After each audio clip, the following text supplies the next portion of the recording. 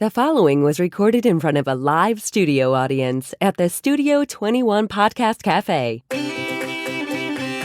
Welcome to this episode of Pit Life BBQ. Gather round the pit with your hosts, Johnny Mags and Greg the Barbecue Broker DiGiorgio. Let's talk barbecue.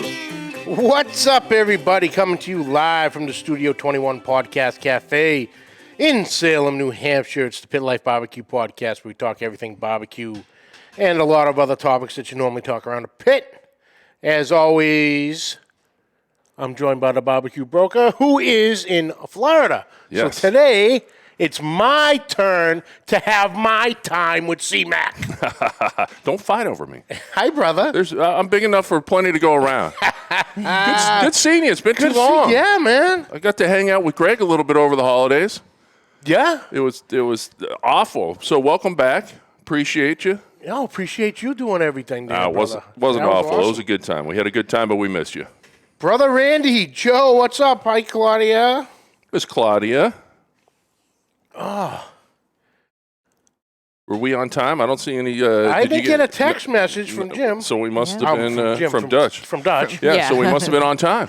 Yeah, We were. we're still waiting for Jim. Here he comes. No, there we go. There we go. right. But We can do our stuff while we're waiting. yeah, we got a right? bunch of stuff to go over here. So do. Let's roll right into it. Today's show is proudly brought to you by. Well, you know, we got to open with our favorite uncle, not the creepy uncle, Not the our creepy favorite uncle, Favorite. Uncle Steve Shake. Listen, we talk about it every week. 12 flavors, best on the market. Not only a great guy, greatest customer service ever, but, you know, listen, if you went through the holidays and you did some cookouts and wondered why your neighbor had everybody over there and you had nobody at your holiday cook-off, it's because your neighbor's using Uncle Steve Shake. And everybody's going over there for dessert, too, because he's the guy that has the dessert shake. It's fantastic. He had the $49.99 gift boxes, which just The one of everything. Yeah. yeah, we're crazy. Loved it. In fact, I used some of his AP, the Lucky Seasoning, today on a little brisket. Ooh. Great stuff. Get yourself some Uncle Steve Shake on the internet, UncleSteveShake.com. Tell him Pit Life BBQ sent you. We love you, Steve. See, look, he didn't even need a teleprompter. Greg. And who else? Our friends at Two Guys Smoke Shop and TwoGuysCigars.com, whether we're barbecuing or not, we always keep the smoke rolling thanks to our friends at TwoGuysCigars.com. Today, we were supposed to be smoking the Jose Dominguez Maduro, but the owner, Dave, gave me a quick, I don't think you got one. But, No, he only had one left. he only had one left. Yeah. That's all right. I don't even know the name of it. But it doesn't even come out till tomorrow. Ooh. Yes, at the trade This show. at the trade show, at the PCA trade show, this tobacco is actually smoked. What? It's Before smoked before you you smoke smoke it? it. Yes. Wow, It's Kentucky Fire Cured. Kentucky Fire Cure. wow. And can you tell a difference? How's that tasting? It has this smoky almond Yep. taste to it. We were saying that almost like those smokehouse, the Hickory Smokehouse Yeah. almonds you get. I don't know what the company is, but That's fantastic. Yeah, very good. I'm liking it so far. But thanks to our friends at TwoGuysCigars.com, we get to smoke some of the best cigars in the world, and so can you. Just visit TwoGuysCigars.com for your perfect barbecue companion. That's the number 2GuysCigars.com. That's right. And we are also brought to you by... I mean, one of the newest sponsors, right? yeah, you want to do the honors? Yeah, I we'll go give blue? you the blue all ones. right. Let's go blue. There you go. Oh, I like these blue color. So, listen, Magna Chef gloves.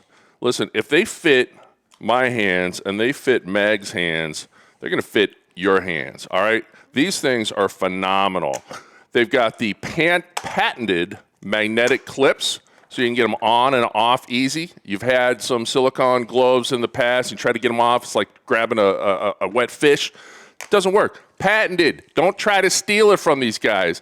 And who better to make barbecue gloves than a firefighter? Absolutely. They know what they're Miami-Dade doing. firefighter, our brother Alan Fonte. Absolutely. Heat rated up to 500 degrees. But, right, Chrissy? yeah. I can't confirm this, but I have heat tested these 7,000 degrees. 7,000. The company may not back that claim, but I'm telling you, they work. Easy on and off. Listen, these are fantastic. 4 colors, 5 colors. I know they got that killer green, 5. too. They got the red, black, blue, green, and orange. Dishwasher safe. Throw them in your dishwasher. Bada bing, bada boom. Get yourself Magna Chef gloves.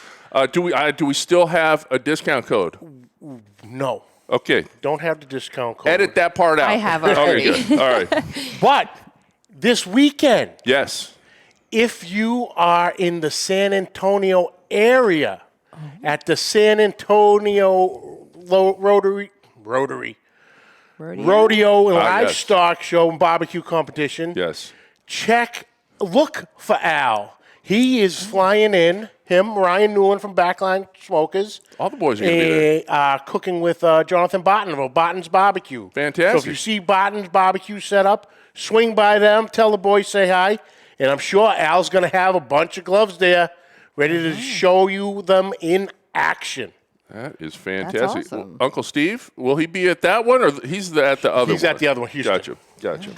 Speaking Magna of Ryan Chef, Newland, get those. Speaking of Ryan Newland, Nice. today's also brought to you by Backline Smokers and Backline Fabrication.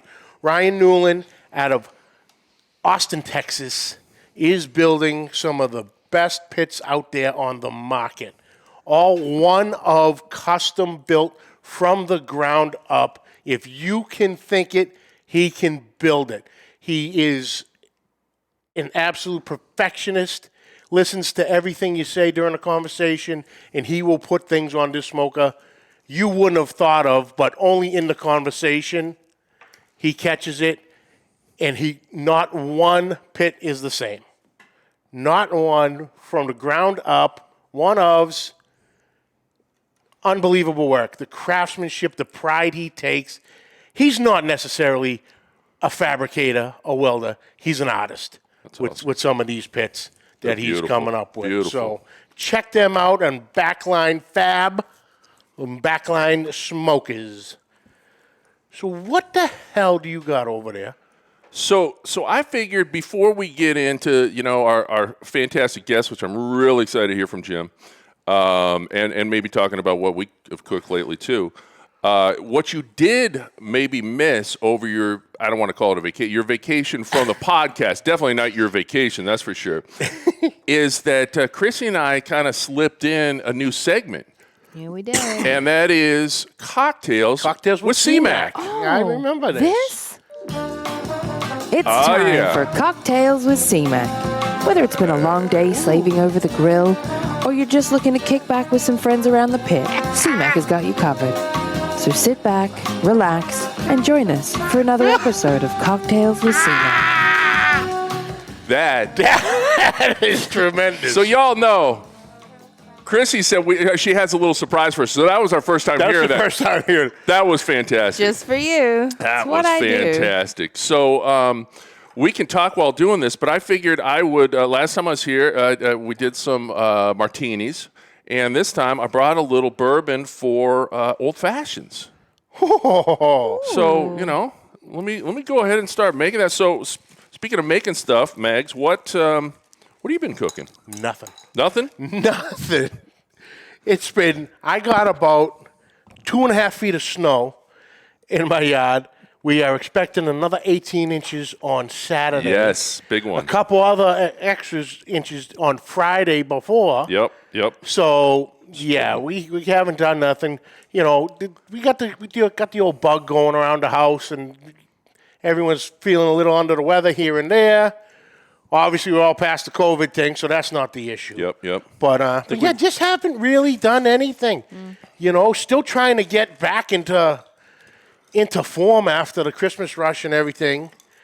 But I do have a little something for you. You do? Yes. So, back in 2018, a gentleman reached out to me from Grill Blazer, from Grill Guns. Got to have my big balls. Nice, icy balls. Yeah. I heard that about you. Yeah. And we were talking, and it was in the pre-stages of development. And that was kind of, so I got an email from them the other day, well, a couple weeks ago. And they're like, we'd like to send you one. okay, can you possibly send me 2? One for me, one for Greg. Go a little easier on mine. Right. I still got a bit of a hike back to the house. Right. They're like, yeah, no problem. So because I could have sworn, and this is why I don't gamble anymore. Yeah. Because I would have lost a ton of money. That at Riverfest, Yep. Greg had one, and he said, man, I need to get me one of these. I would have bet $1 million on it. That was before he set me on fire with it. So I'm like, let me get this. So after I got the email saying, yeah, we got it, I'll send a couple out to you. Greg posted a video. In the first part of the video, all you see is grill gun, and he's lighting the pit with it. So I'm like, oh, my God, they sent me another one. Well, I'm feeling bad.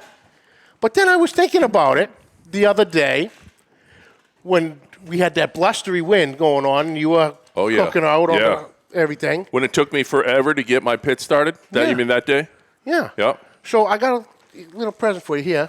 That's the first thing. Ooh. Stand? Ooh, Yeah, that's stand. solid. I figured you'd need a stand. Yeah, excellent. Yes. I put the bourbon in it or something? Oh, yeah, you can put anything. Yeah, all right. Well, thank you for the stand. He went all out. But it also comes with, if I can even get it out of the goddamn bag. Sealed for your protection. Say hello to my little friend. Holy mackerel. Look at that thing. The grill gun from Grill Blazer. That's There you go, brother. Thank you. Wow. I've seen Greg's and Greg's looks, his shaft looks smaller. Well, you're 6'10". Good call. Wow, this is fantastic. This will be fun because I did have a heck of a time lighting my pit the other day. Thank you, and thank you to the folks at Grill Gun, man. I have to admit, before he goes absolutely apeshit here, Dutch had mentioned you on that one too. He goes, ask Cmac. I don't know if he has. I haven't seen him use anything. Oh, Dutch. I'm like, I'll check it in. Then you had happened to go live. Kent, thank you, brother. So part of it, it's from Kent Thank you. too. Thank you, brother. Thank you. Well, listen, I always come, bearing either food or drinks. I didn't expect to get a gift. It's like Christmas all over again. Hell yeah. You sure this is my part of Christmas. You sure you just didn't snag this off of somebody's delivery? No, I stole it from Greg. All right. He's all right. He won't even know. Mailmen will never do that, just so you know. Yeah. I don't want the I'll be getting called in federal. the office Yeah, exactly. morning. I don't want that to happen. Well, thank you, brother. I appreciate that. No worries, brother. I appreciate it. Thank you for everything you do. Jumping in with us and covering my ass this Christmas rush. No, I love it. I love it. Cheers. Anytime I can cover your ass, I don't know. Let's. Yeah. Just This show's going sideways already. We got to get Jim. Is Jim still with us, or did he hang up by now? All right. I would have hung up on us. There he is. I would have too. But as we like to say around here, let's get down to the brass tacks. That is delicious. Yeah, thank you. Ladies and gentlemen, coming all the way from the great state of Texas. Yes. You might have heard of a little spot down there of Dozier's BBQ. Only been serving barbecue in Texas since 1957. Yeah, real quick math, that's about 65 years. I had to do it. Look at that, Confirmed. off the bat. That's impressive. You're good at math. That's it, preschool education right here. Yeah. Like, Pit Master. Jim, what's happening, brother? Jim Buchanan, folks. Welcome to the show, Thanks for having Jim. me on. Yeah. Appreciate it, man. This is awesome. So, how's everything down in Texas? Oh yeah, it's great. A little bit of cold the last couple of weeks. Cold for us is kind of relative. It's down to about 32 and everything stops. Oh, that's beach weather around here. Yeah. 32. We throw our shorts on at that time. Yeah. Break the boats out. Had the day on the lake. Good, It's sunny. yeah. Let's go. So you don't want any part of the 18 inches of snow we're getting on for Saturday? Hard pass, but thank you. Okay. I just figured I'd offer little hospitality going on. So, Jim, you are the pit master at Dozier's. But let's find out first off, who is Jim Buchanan? I'm a guy that cooks barbecue for a living. I have a kind of a interesting background. I started After my stint in the military, I started in corporate America, and I was doing competition barbecue on the side just to kind of spur my creative need. Met a guy on the competition circuit that became fast friends with. And one day about 10 years ago, he calls me up and he says, "Hey, I just got laid off from my government job. I'm going to buy a trailer and sell barbecue on the weekends. What do you think?" And I thought, it sounds a whole lot less expensive than doing competition barbecue. Yep. And I get to hang out with a buddy of mine and cook barbecue. Yeah, so we did that. That was West Jarena from Papa Charlie's Barbecue. We hung out in a trailer for a few years, had a lot of critical acclaim heaped on us, and then opened a brick and mortar in the downtown area of Houston. Was with Wes in the brick and mortar for a few years, and then in 2017 decided to hang my own hang my own shingle and started Buck's Barbecue Company. The day I was supposed to open my doors at my restaurant, Hurricane Harvey hit town and completely flooded us out. No joke, 2-story building. The entire first floor was underwater. You actually probably saw us on national news. We had 2 semi trucks float into the side of the building. Yes. Wow. Yeah. It was a lot of fun. So I spent the next few years kind of scuffling, looking for a new location. Ended up down in Galveston in a building that was probably a lot larger than I really needed. Wasn't really funded well enough to get through the off season. The non-tourist season, and we ended up shutting our doors in January of 2020. Right about that time, the guys that had just bought Dozier's were looking for somebody to come in and take the reins, kind of help Dozier's get back onto the national map and the map in Texas. It just worked out. Cool. That's wild. So I did a little reading up on you too, and read about that. I mean, so first of all, thank you for your service. Absolutely. Appreciate that. And your story is definitely a story of, if nothing else, stick-to-itiveness. Is that a word? Mm-hmm. Stick-to-itiveness? It is now. So I mean, love the story, and I did see a few articles, and you kind of touched on it a little bit. Was Dozier's used to be when they opened up in '57 or whatever it was, and I think they went through some location changes, but they had quite a few years where maybe they weren't mentioned up in the a higher echelon, especially as in Texas, right? That's something to hang your hat on. You came in and that changed. I know just in 2020, last year, hard to believe we're 2022 already, but last year you guys got mentioned on Texas Monthly's top 100 essentially, right? So Yeah. Help everybody out. Those of us who have never had a brick and mortar or so forth, we're backyard, barbecuers and stuff. What do you do when you come in? What do you look to do to take it to that next level, to get back to where maybe they were before or even higher? It's different at Dozier's. Dozier's, like you mentioned, Dozier's was back in the 50s, 60s, 70s, and even the early 80s. Dozier's was one of the big dogs in the state of Texas. It really wasn't until the explosion of what's now called craft barbecue in the late 90s that Dozier's kind of started to slip out of the minds of everybody, particularly in the Houston area. We went from maybe a handful of decent barbecue places to more decent barbecue places than you can count, and a handful of really, really, really good barbecue places.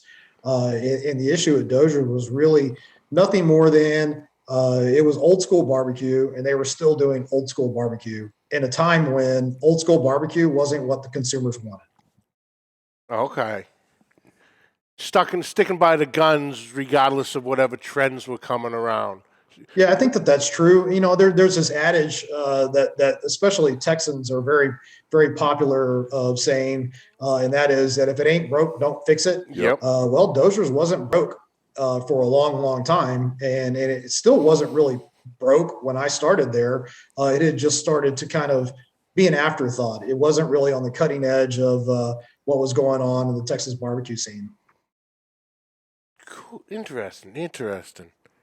Well, yeah, that's if it ain't broke, don't fix it. Dance with the girl you brung to the day, Right. Well, and I think for a lot of years, especially Texas, right? When you look at, we're here in New England, which is not, traditionally known as a huge barbecue spot, right? Or region, I should say. you've got your different classic barbecue regions, and a lot of Texas, I mean, people expect and look for, especially people out of state and probably a lot of people in state, right, is beef, is salt and pepper, is traditional Texas stuff. So I'm sure for a lot of years, Texans would look down on places that were doing things out of the box, right? Yeah, that's very true. Historically, barbecue was the poor man's meal, right? Yep.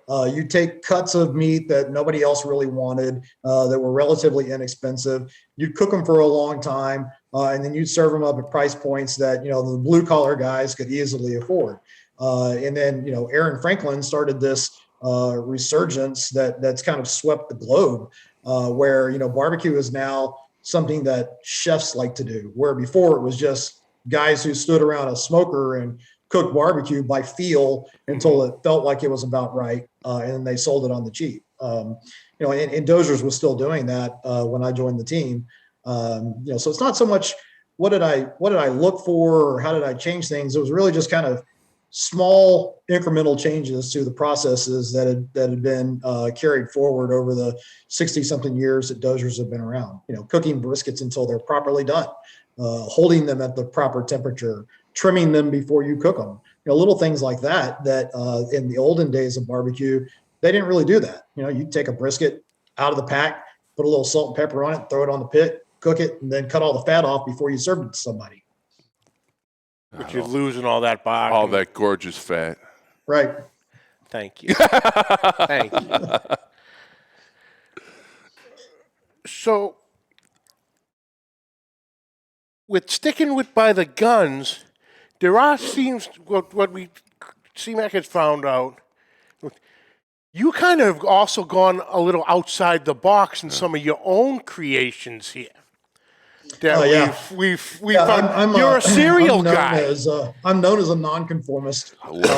It's a badge of honor for me. When Wes and I were at Papa Charlie's, back before it became the trendy thing to do, we were always trying to figure out, hey, how can we take these traditional smoked proteins and apply them to dishes from other cultural backgrounds? Like we were doing stuff that had Vietnamese influences, that had Mexican influences, that had Middle Eastern influences. I carried that forward when I left Papa Charlie's, because then I didn't have a partner anymore. I could do whatever I wanted to. Mm-hmm. Not that Wes constrained me, but we didn't have to talk about it. If I decided to do something, I just did it.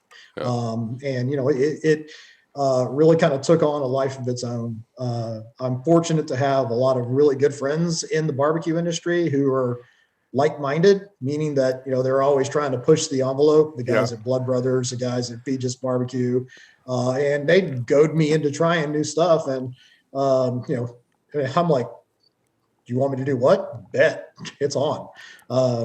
Things like using Captain Crunch cereal, Butterfingers, any kind of crazy stuff that I could come up with was something that I wasn't afraid to try. And I've tried to stay mostly away from that at Dozier's, simply because Dozier's is a historic barbecue place. And it does have its place in history, and you don't really want to run away from that legacy and history and tradition. You want to embrace it.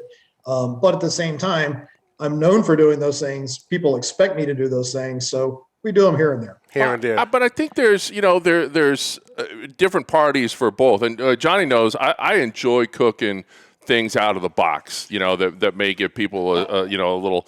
brisket ice cream. A few different things. But so let's just dive into that a little bit more, because I thought this was super cool. So besides the southern states influences, because you guys are obviously in southern Texas, right? So I saw gumbo and chicken and waffles and that kind of stuff. Some Cajun influences.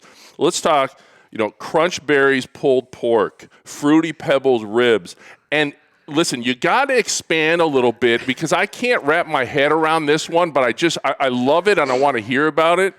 You mentioned it earlier, Butterfinger brisket. Break that down. How do you, I don't even know. Do you rub it with, tell us about that. People first time they hear that, they look at me like I've lost my mind. Yeah, I love it. I probably have lost my mind. But Butterfinger brisket was not actually my creation. It was created by a couple of guys up in the Dallas, Texas area who were guys I knew through a Texas Longhorns fan message board. And they were in their backyard cooking briskets one day and had imbibed a little bit too heavily and decided, hey, we got these Butterfingers. Let's put them on this brisket and see what happens. And like I mentioned earlier, a lot of things that I've done, I kind of get goaded into them. And I take it as a challenge where, hey, you can't do this. Yes, I can. I can do that. I can make it taste good too. And that's really how the Butterfinger brisket became a thing in commercial barbecue. I took what these guys had come up with and tweaked it a little bit so that it would better suit the palate of the typical barbecue consumer. And it's worked out pretty good. But what is it? Okay, so it's got crushed Butterfingers. Okay. It has kosher salt, and it has 16 mesh black pepper. Doesn't really sound a whole lot different than a typical Central Texas barbecue or a brisket, except for that it's got Butterfingers on it. And a lot of people think, their initial instinct is, well, that's got to be really sweet. But if you think about it, Butterfingers aren't sweet. No. They have a toffee note. Yep. They have a kind of a buttery taste to them. And what I found was it helps build a really solid bark on a brisket, especially when you cook it hot and fast, like I'm known to do. Okay. And the salt and the pepper really contrast the flavors of the Butterfinger itself. And what you end up with is something that's smooth and got a little bit of a nutty flavor. There's no chocolate. There's no sweetness. It's just delicious. I got to try this. That's right? incredible. Oh, damn straight. So listen, Joe, I know you're doing multiple briskets. How many Doziers on a typical day, on a typical busy day, how many briskets do you guys usually go through? Right now, brisket is so expensive. I'm not really cooking all that much. Back before brisket prices went through the roof and basically cost as much as ribeyes do now. Yeah. Before the price escalated really, really high in the summer of 2020, we were doing on the weekends about 40, 45 briskets a day. Nice. So if I'm doing one packer, probably 50-50 salt and pepper, how many do we use full size? Do I get the kids' old Halloween candy? What's the ratio? What's the ratio? Yeah, so it's not quite 1-to-1 on salt and pepper. It's a little more heavy on the pepper. Okay. I tend to follow the John Miller adage, which is about 9-to-1, 16 mesh pepper to kosher salt. Wow. Okay. So you get a nice pepper bite to it. With the Butterfingers, I can't really give you a number. What I can tell you is you want a really solid coat of Butterfinger on the brisket before you apply the salt or the pepper. Okay. You want to get that Butterfinger, the crushed Butterfinger down first. Make sure it's a nice solid coat all the way across the brisket, and then hit it with kosher salt. About 25% kosher salt to what you applied on the Butterfinger, and then a pretty solid coat of the black pepper too. So that chocolate maybe kind of forms a little, acts as a binder. Yeah. I don't know. I'm just throwing it.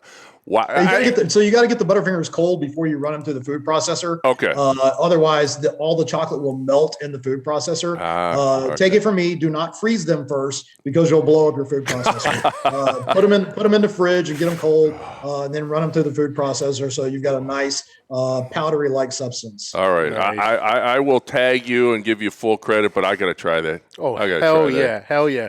All right, I'm going to butcher. It would go good with my brisket ice cream, my burnt ends ice cream. Oh, absolutely. Huh? Yeah. Absolutely. Yeah. I'm going to butcher this last name, so please forgive me. Russell Cody? Does that ring a bell to you? Who? Russell Cody, Koty? It does not. You said something earlier about that brisket ramen you did the other day. Unless I missed a... Oh, he might have been talking about me. You? I just did that today. All right, never mind. Yeah, I've never served brisket ramen, although I'll make it at the house for us to eat. Okay. All right, so that was for you. Yeah, all right. It was fire anyway. Thank you. What was his name? Russell. Russell, thank you. Thanks for the shout out. Appreciate it. There you go. All right. I tried to not to take time away from Jim, but our friend Sully at the Rusty Can does an amazing. I mean, the broth is like a 3-4 day broth, and when he does that every once in a while, so he hasn't done it for a few weeks or so, and it was cold today, so I'm like, I'm gonna do a quick version. I got a little flat, smoked it, and it was still pretty good. wasn't Sully level, but Yeah. all right. So Jim, you were talking brisket prices, and so do you guys get all your proteins, from a place, or do you guys do any like local sourcing out of some of the ranches out there? Yeah, really the only ranch that has the capacity to supply me briskets would be 44 Farms. I do not buy their briskets, although in our meat market, we're a full meat market also. In the meat market, I do serve or do sell exclusively 44 Farms beef cuts, but they can't produce enough brisket to keep me supplied. Keep you going on that, yeah. Yeah, it's just crazy.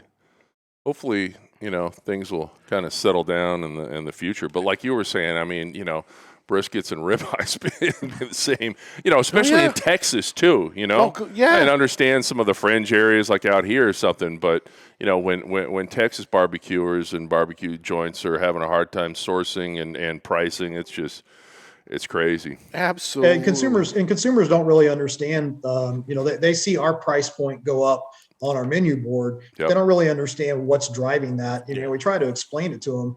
Our price per pound on brisket has gone from $20 to $28 a pound. And I don't plan to go any higher. I'd rather just not cook brisket than go higher than 28 a pound. Yeah. But when I started at Dozier's, I was paying less than $2 a pound. And this week I'm paying over $5 for the exact same brisket. Wow. And the forecast says that the prices are going to continue to rise all the way through summertime. Really? Yeah. Now, what's your average weight per brisket that you guys do? Coming out of the case, we average about 15 pounds. Okay. After trim, they average about 12 pounds. Once they go on the pit and come off the pit, they average about 6 to 6.5 pounds. So, you've got about a 40% yield on briskets. That's another thing people don't understand. Yeah. Yeah. So that's like 28 pounds. Oh, that's expensive. Well, yeah, it is and it isn't. And also the, like you were saying, time factor, which you said you're a fan of the hot and fast method, so, okay, does it shorten the curve a little bit? Sure. But it's still, there's still hours involved in that. It's not like it goes in the oven for an hour or two, and next thing you know, you're serving it. You're starting this the night before for the next day. Well, but that's labor costs, right? So when you talk about, restaurants, you're talking, big labor costs, especially when you're, doing long cooks like that. And then the food costs. I mean, it gets to a point where it's tough to make any money. And especially over the last 2 years with the pandemic and the different shutdowns and all that stuff. I mean, we feel for you guys. It's an absolute tough business to be in, but again, hopefully at least pandemic-wise, I know in New England here we're seeing a sharp decline, and hopefully we got greener pastures ahead. But are you guys still seeing? How about crowds for your restaurant and everything? Are you seeing impacts still? No, we're pretty fortunate. I have a lot of friends that have barbecue restaurants in the Houston metro area, but we're far enough away from the big city life where the mentality is a little bit different amongst my core clientele. Yeah. We did have to reduce seating capacity inside the restaurant, and that did hurt us a little bit. But it happened at a time when, as you kind of mentioned earlier, Dozier's star had begun to rise again. And there was a lot of excitement and anticipation of what was going on. So it didn't really impact us the way that it did most of the barbecue restaurants in the state of Texas or the Houston area. We were very, very blessed. Revenue has remained pretty strong. But, costs have risen so much. Just because we're putting a big number on the top doesn't mean we're putting a big number on the bottom. Right. And back to the briskets, I have always been known as a guy who cooks hot and fast everything. But at Dozier's, we don't cook briskets hot and fast. Okay. Because of the equipment that we have, I'm able to cook the briskets at a much lower temperature and for a much longer period of time. Not that it's my preferred methodology, but it makes sense within the confines of our process. We have the equipment that will basically run itself overnight. So it's really just 7 hours of hands-on during the day, running those pits like you would an offset, making sure that it's got a good clean fire. You're not getting dirty smoke in the cook chamber. And then at 6 o'clock at night, we put those briskets in paper, load that firebox completely full of wood, let the pit self-regulate, go home for the night, come back in the morning, and they're ready to serve at 6 a.m. Wow. Nice. Now, what is your setup there for smokers? For pits, what are you asking about the pits? Yes. I have 6 different pits. I have a Bewley model 1100. It's a fully insulated wood-burning pit that is electronically thermostatically controlled. It will run itself for long periods of time. But like I said, during the day, we run it like an offset, just adding one stick at a time to make sure you have good, clean fire. You're not getting dirty smoke in the cook chamber. We have an Euler 700. That's our primary brisket pit. Same concept as the Bewley. It's a wood burning, fully insulated offset pit. We run that pit for briskets for 19 hours at 200 degrees. Oh, nice. Wow. Then I have 2 Moberg 500-gallon offsets. Those are my pride and joy. We run those pits pretty hot, 375 to 400 for all of our small proteins. I have this opinion that you get ribs on at a hot temperature, you get a nice bark on top of them. They're not on the pit for an extended period of time, so you're not cooking all of the moisture out of them. We do not peel membranes off the back of the ribs. Because when you cook at high temperature, it helps keep the moisture inside the ribs. And then I also have a direct heat cooker that's set up for cooking whole hog or pork steak or beef steak, anything that you really want to cook over coals. And the last pit we've got is an Alcar automated cold smoker for sausage, jerky, and Slim Jims and bacon. Cool. We have a full smokehouse program. We run that smokehouse at 170 for most of the day, several days a week. Wow. Oh, that's cool. And you actually just said the magic word of bacon. Yep. Because one of the facts we had found out was Dozier's is known as the official bacon of the White House. That's a true story. And it was a very true story when George H.W. Bush was in office. That'd be the 41st president of the United States. President Bush was a big fan of the bacon at Dozier's. And when he was installed in the White House as the president, would send aides to Dozier's to pick up whole slabs of bacon to fly to D.C. so that his White House cooking team had bacon available, Dozier's bacon available to serve for breakfast. So it's now known as presidential bacon. Presidential awesome. Bacon, yeah. I actually had the privilege of meeting him twice. Him and Barbara up at. Did he smell like bacon? No, but it was funny that you see the president of the United States. Okay, I was at a place, Bentley's Saloon, but it's biker bar. Yeah. Up in Maine, and all of a sudden you would see a couple guys in suits. Right. A couple guys trying to blend in, but not necessarily. And you see the little earpiece, so that gives them away.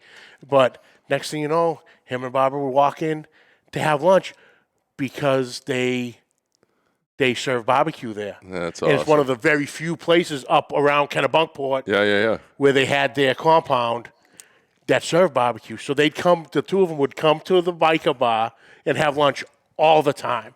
And they were great, taking pictures with everybody, driving the Secret Service guys nuts.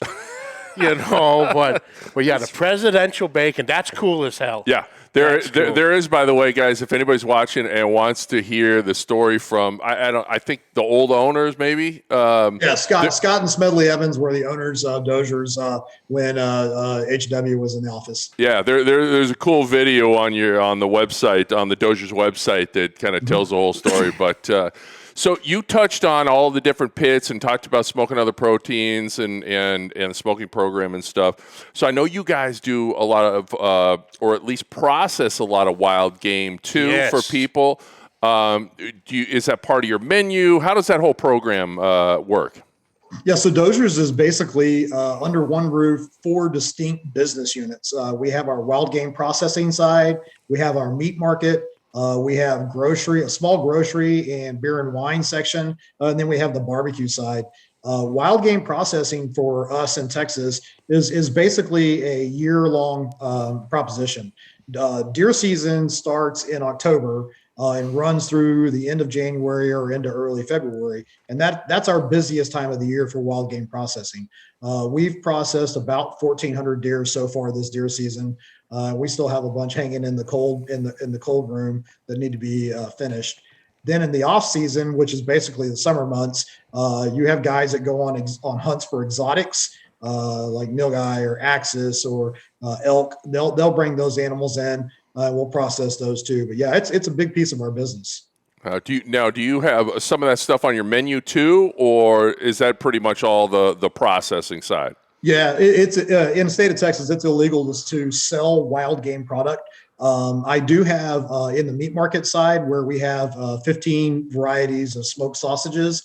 We also have 7 varieties of what we call Slim Jims, basically a snack stick. Yep. And then summer sausages and jerkies. We do have venison product there, but it's not wild game. It's domestically raised deer. It's called red deer. Tastes pretty similar to whitetail. Hey, listen, Texas is about the last state that I would think that would be illegal to sell wild game in markets. Right? I don't know. Maybe. It's considered a state-owned resource. Huh? Okay. All right. Interesting. Well, you guys are very there's only one Dozier's, right? One location. Right. Yeah, you guys are, very diversified. I love the 4, that it's a good business model, right? Because if something else kind of slows down, you still got the market, still got the processing, whatever. But it sounds like everything's going pretty well. Yeah, it is. And Dozier started as a grocery store. It was a small grocery store in Fulshear when there was no other grocery store. There was a small smokehouse down the street, and Ed Dozier was known for his barbecue. He was actually a pretty much legendary pit guy. Won several of the very first Houston Livestock Show and Rodeo barbecue cook-offs. And the legend kind of forced him into selling barbecue out of his grocery store. And then the next thing you know, they're developing this smokehouse program, doing all these sausages and bacons.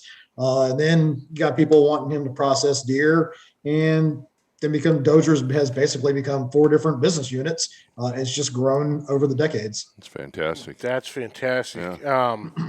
One of our listeners, Daddy Dutch, is asking, will you be or Dozier's itself be represented at the Houston Livestock and Rodeo this year? Dozier's will not be in and of itself, although I will be helping one of the other teams out there cook during Houston Livestock Show and Rodeo. The Houston Rodeo is not something that I ever really wanted to cook at. I did a lot of competition stuff, but it was smaller scale stuff. Well, smaller scale is kind of relative. If you do a cook-off that's got 110 teams in it, that's small in comparison to the Houston cook-off, which has got 700-800 teams. That's insane. Yeah. Wow. Yeah, unbelievable. Everything's bigger in Texas, right? It is. It's Mardi Gras on concrete. That's Ooh, lovely. I like that. Yeah. Brad asks, if you weren't doing like the prices of the briskets get too high and you had them off the menu, are you adding something in its place, or are you just running a straight menu? Sorry, we don't have any briskets. So I actually have beef shoulder, also called beef clawed, Yep. on our menu. That was really the traditional beef that was offered in Texas barbecue places out of Central Texas. It wasn't until Fred Fontaine at Louis Miller Barbecue was forced to learn how to cook brisket that brisket kind of became the primary beef that was cooked in Texas. So we do serve claude. It's a little beefier flavor. It's a lot leaner than brisket. It used to be half the price of brisket. That's not the case anymore. It's now almost just as expensive as brisket is. But the answer is yes. If I have to do away with brisket, we'll have other things to offer.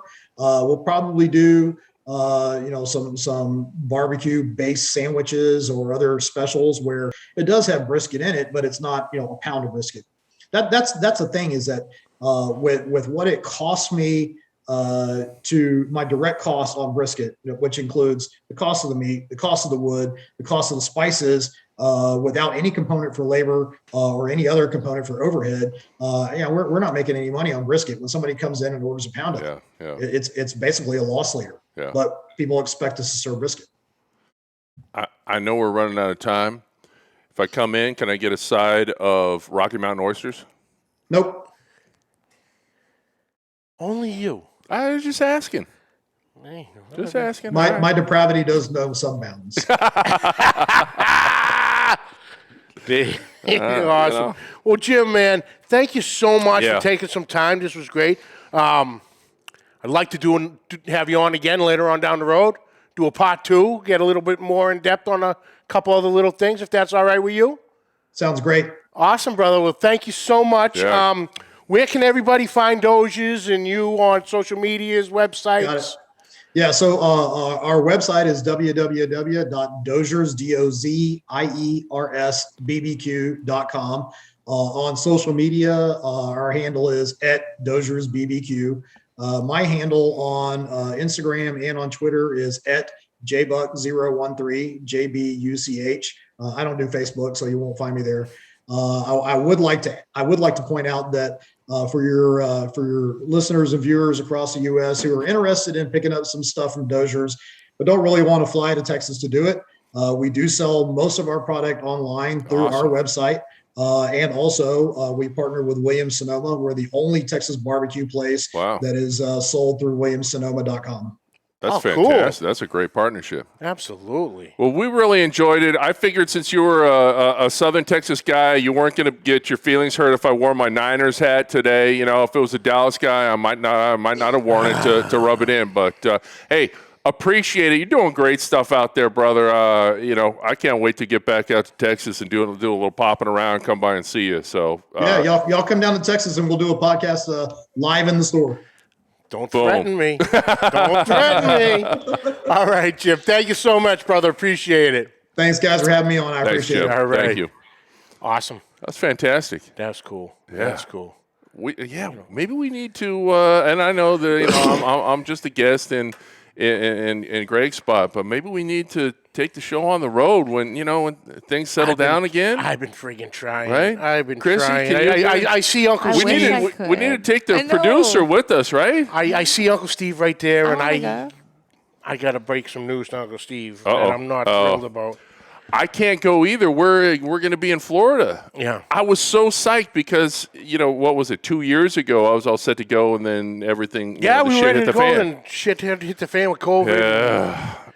Uncle Now Steve, man, don't throw me off the invite list, though. We'll come sooner or later. We just already have this trip planned. I promise. Yes.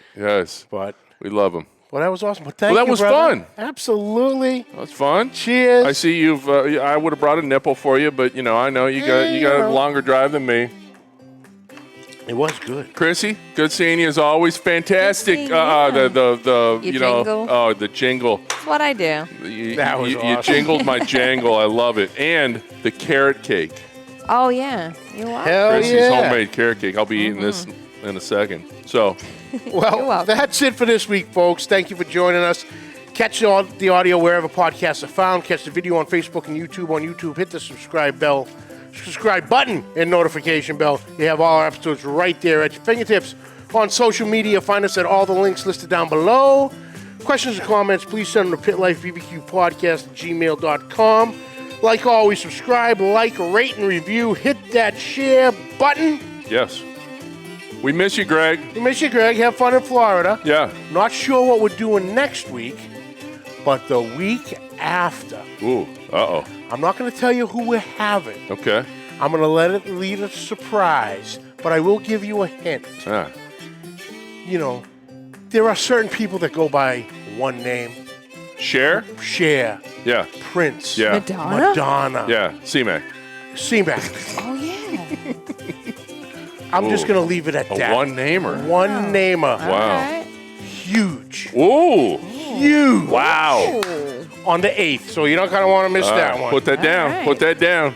And on that note, Yes. till next week, Yes. keep the smoke rolling.